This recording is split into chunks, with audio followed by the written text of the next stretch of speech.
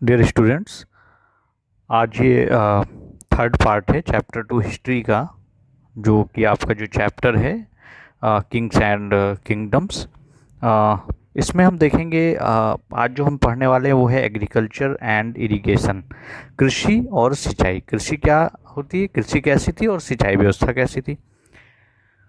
अगर हम चोल वंश की बात करें तो चोल शासक जो रहे हैं उनके टाइम पर अ, जो कृषि क्षेत्र में जो है वो कई सारी नई उपलब्धियां जो है वो देखने को मिली हैं। कई सारे नए विकास के कार्य देखने को मिले हैं।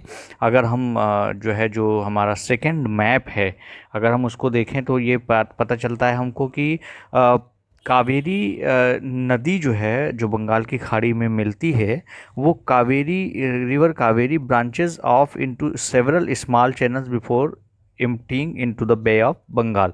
बंगाल की खाड़ी में मिलने से पहले वो उसकी कई छोटी छोटी शाखाओं में बट जाती है। अब ये जो शाखाएं होती हैं ये बार बार पानी का बहाव इनमें होता है, ओवरफ्लो होता है, पानी बाहर निकलता है। और पानी बाहर निकलने की वजह से जो किनारा होता है उनका, उस किनारे पर क्या होता है, मिट्टी जम जाती है। जो फर्टाइल सॉइल होती है, जो उपजाऊ मिट्टी होती है, वो जम जाती है। Fertile soil on the bank, water from the channel also provided the necessary moisture for agriculture, particularly the cultivation of the rice. तो ये जो मिट्टी है ये जमा हो जाती है, और मिट्टी जमा होने की वजह से जो वो किनारे की जो मिट्टी है और पानी चूंकि वहाँ रहता है, इसलिए चावल की खेती के लिए वो बहुत ही अच्छा जो है वो अच्छी मिट्टी वहाँ पर अवेलेबल होती है। Although agriculture had developed earlier in the parts of Tamil Nadu, it was only for the 5th or 6th century that this area was opened up for large scale cultivation। ये जो है जो तमिलनाडु की अगर हम बात करें तो ये भी 5वीं 6ठी शताब्दी से ही तमिलनाडु में भी जो है वो कृषि जो है वो विकसित होनी शुरू हो गई थी, और कुछ इलाके पर बड़े पैमाने पर खेती भी हो रही थी। कुछ इलाकों में जो है वो जंगल था। अगर हम बात करें, forest had to be cleared in some regions. कुछ इलाकों में जो है वो जंगलों को साफ किया जाना था, और कुछ दूसरे इलाकों में जो है वो जो ज़मीन थी उसको क्या करना था, पैरेलल करना था, समतल करना था। Build to prevent flooding, and canals had to be constructed carry water to the fields. जो उनको लेवल करना था, लेवल इसलिए करना था, और जो है वो डैम्स कंस्ट्रक्ट करने थे, जिससे कि जो है वो जो पानी है वो पानी नहरों के माध्यम से खेतों तक पहुंचाया जाए। उन नहरों का निर्माण भी किया जाना था। तो ये सारे जो है वो काम जो है वो करने थे तमिलनाडु में जब खेती शुरू हुई थी उस समय। अगर हम ये आप देख सकते हैं, ये 9th सेंचुरी में जो है तमिलनाडु का एक जो है वो कह लीजिए एक तमिलनाडु का एक स्लाइस गेट है।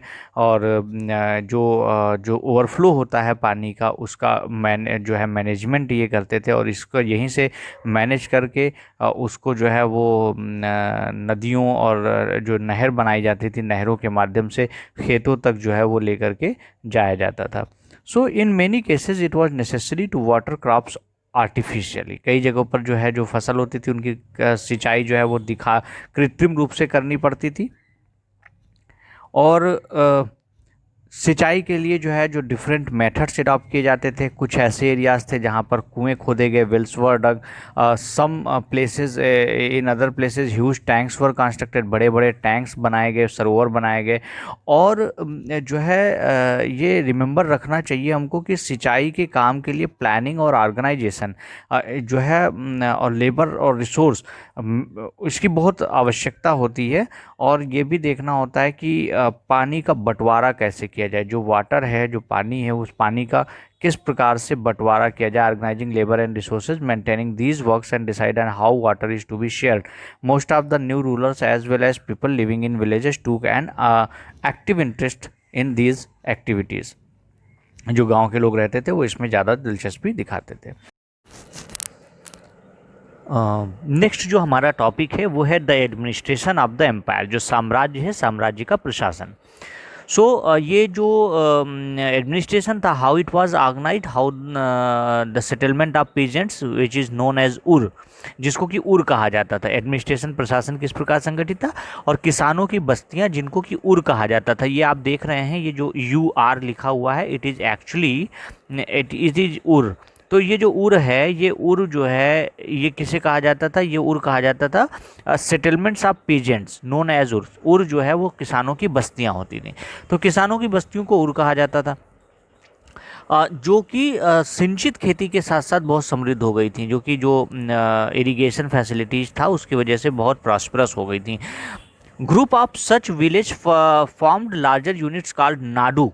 जो इस तरीके के जो ग्रुप था, ये ग्रुप जो है वो इसको नाडू कहा जाता था। ग्राम परिषद और नाडू जो है न्याय करने और कर वसूलने के जैसे कई प्रशासनिक कार्य भी करते थे। सो ये जो है जो ग्रुप था इसको नाडू कहा जाता था, और group of such village formed larger units called nadu, और the village council and the nadu. Village council मतलब जो गांव का परिषद होता था, ग्राम परिषद, और नाडू दोनों मिलकर के क्या करते थे, perform several administrative function including dispensing, justice and collecting tax. ये क्या करते थे, टैक्स भी कलेक्ट करते थे और साथ में लोगों को जस्टिस भी देते थे, यानी न्याय भी करते थे। आगे हम देखेंगे, rich peasants of the Vellala caste exercise considerable control over the affairs of the nadu under the supervision of the central Chola government. क्या हुआ, जो किसान थे वेल्ला कास्ट के, वेल्लाला कास्ट के जो किसान थे, जो समृद्ध किसान थे, जो धनी किसान थे, उनका बहुत कंट्रोल था। ये जो अफेयर्स होते थे, यानी अफेयर्स इन द सेंस कि जो ये सारे जो काम होते थे, नाडू के जो है जो कामकाज होते थे, उस पर उनका अच्छा खासा नियंत्रण था। और वो नियंत्रण कैसे होता था, वो नियंत्रण चोला गवर्नमेंट के केंद्रीय जो चोल सरकार थी उसकी देखरेख में जो है ये लोग करते थे। आगे हम देखेंगे, the Chola king gave some rich land owners titles like Muvendavelan. तो ये जो है जो धनी किसान होते थे, जो सम रिच लैंड ओनर्स होते थे, उनको चोला किंग ने क्या किया था, मूवेंडवेलन का जो है एक जो है वो टाइटल दिया था। मूवेंडवेलन कौन होते थे, जो 3 राजाओं को अपनी सेवाएं प्रदान करते थे। ऐसे किसान, a velan are a peasant serving 3 kings. ऐसे किसान जो 3 जो है वो किसानों को, 3 जो है राजाओं को अपनी सेवाएं देता था। अरैयार और अरैयार, मूवेंडवेलन और अरैयार, ये 2 उपाधियां जो है थी, जो 2 टाइटल्स थे, जो समृद्ध किसान, जो धनी भूस्वामी थे, उनको चोल राजाओं ने सम्मान के स्वरूप जो है उनको दिया, और साथ में उनको जो है वो mark as respect and interested with import offices of the state at the centre, और उन्हें केंद्र सरकार में महत्वपूर्ण जो है वो राजकीय पद भी सौंपे गए। अगर हम बात करें टाइप्स ऑफ लैंड की जो है जो ये समय था चोल शासक में, जो टाइप्स ऑफ लैंड, जो भूमि है उनके किस प्रकार थे, तो भूमि के प्रकार की अगर हम बात करें, ये बहुत इंपॉर्टेंट क्वेश्चन है, इसका पूछा जाता है अक्सर करके, ये जो है मैच द फॉलोइंग में पूछा जाता है। तो Chola inscriptions mention several categories of land. सबसे पहला है वेल्लन वगाई। सो ये जो वेल्लन वगाई है, it is the land of non ब्राह्मण पीजेंट्स प्रोप्राइटर्स। जो ऐसे किसान थे जो गैर ब्राह्मण थे, उनकी जो भूमि होती थी उसको वेल्लन वगाई कहते थे। उसके बाद जो सेकंड था वो था ब्रह्मदेय। ब्रह्मदेय मतलब ब्रह्म को दी गई, ब्राह्मण को दी गई। तो ब्राह्मण को जो उपहार में land gifted to the Brahmanas, the land which is gifted to the Brahmanas is known as brahmadeya. Then shalabhoga. शाला हम लोग को पता है, शाला मतलब जो है जो स्कूल होता है, विद्यालय होता है, उसको शाला कहते हैं। तो शाला भोग मतलब land for the maintenance of a school, जो है किसी विद्यालय के रखरखाव के लिए, विद्यालय को बनाने के लिए जो भूमि है उसको शाला भोग कहते थे। उसके बाद देवदाना तिरुमटुक्कनी। सो ये देवदान और तिरुमटक्कनी जो है, ये 2 ऐसी भूमि होती थी जो कि land gifted to the temples होती थी, यानी जो मंदिरों को जो है जो भूमि उपहार में दी गई है उसको कहा जाता था देवदान या तिरुनम मटुक्कनी। उसके बाद एक और भूमि का प्रकार होता था, उसको कहते थे पल्लिच्छंदम। पल्लिच्छंदम जो है, जो पल्लिच्छंदम भूमि होती थी वो कहलाती थी जैन संस्थानों को भूमि जो दान में दी गई, यानी land donated to the Jain institution, वो कहलाती थी पल्लिच्छंदम। तो ये 5 प्रकार की हमारे पास भूमियाँ थी। कौन कौन सी? वेल्लनवगाई, ब्रह्मदेव, शालाभोग, देवदान, तिरुनामटुक्कनी और pallichchhandam. We have seen the Brahmanas often receive land grants or ब्रह्मदेय।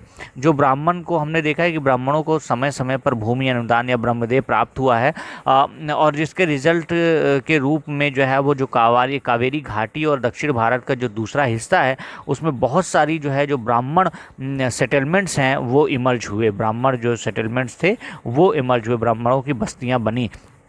Each Brahmadev was looked after by an assembly or sabha or prominent Brahman holders, land holders. जो ब्रह्मदेव ब्राह्मणों को जो भूस्वामियाँ दी जाती थी उसकी जो है जो देख रेख होती थी वो एक सभा करती थी, और इनके जो निर्णय होते थे वो शिलालेखों में प्रायः मंदिरों की पत्थरों की दीवारों पर जो है वो दर्ज किए जाते थे।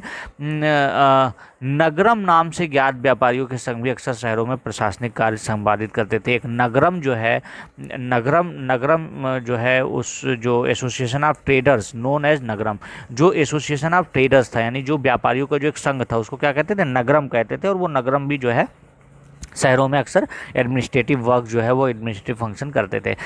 Inscription from Uttara mirror in Chinglaput district, Tamil Nadu, provide details of the way in which the सभा वाज ऑर्गेनाइज। इन जो इंक्रिप्शंस हैं, इंक्रिप्शन मतलब जो अभिलेख हैं, उन अभिलेखों में इस बात का वर्णन किया गया है कि तमिलनाडु के चिंगलपुट जिले के उत्तर मेरूर में जो उत्तर मेरूर से जो प्राप्त अभिलेख हैं, जो इंस्क्रिप्शंस हैं, उसमें लिखा गया है कि ब्राह्मणों की सभा का संगठन कैसा था।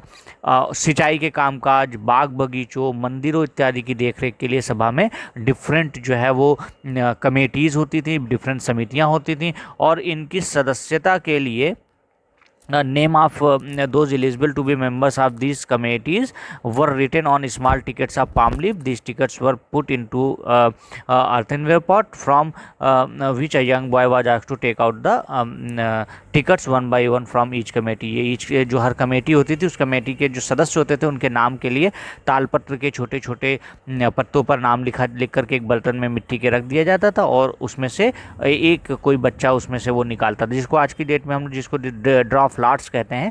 वो उस प्रक्रिया से जो है वो चयन होता था, जो सभा जो समितियां होती थी उनके जो सदस्य होते थे। इंक्रिप्शंस एंड टैक्सेस की अगर हम बात करें, अभिलेख और लिखित सामग्री की अगर हम टेक्स्ट की बात करें, टैक्सेस नहीं सॉरी, इंक्रिप्शंस एंड टेक्स्ट की अगर हम बात करें कि जो अभिलेख हैं और जो लिखित सामग्री है, who could be a member of a sabha, एक सभा का मेंबर कौन हो सकता था। सभा की सदस्यता के लिए इच्छुक लोगों को ऐसी भूमि का स्वामी होनी चाहिए जहाँ से भू राजस्व वसूला जाता था।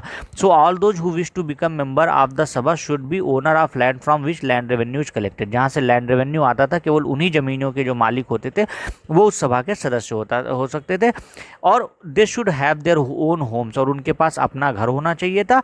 And they should be between 35 and 35 and 70 years of age, और उनकी जो उम्र थी वो 35 साल से 70 साल के बीच में होनी चाहिए थी।